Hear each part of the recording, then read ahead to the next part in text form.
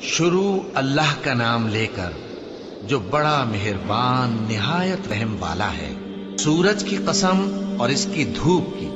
اور چاند کی جب وہ اس کے پیچھے چلے، اور دن کی جب وہ اسے روشن کر دے، اور رات کی جب وہ اسے چھپا لے، اور آسمان کی اور اس ذات کی جس نے اسے بنایا، اور زمین کی اور اس ذات کی جس نے اسے پھیلایا، اور نفس انسانی کی اور اس کی جس نے اسے درست کر کے بنایا۔ پھر اس کو بدکاری سے بچنے اور پرہیزگار بننے کی سمجھ دی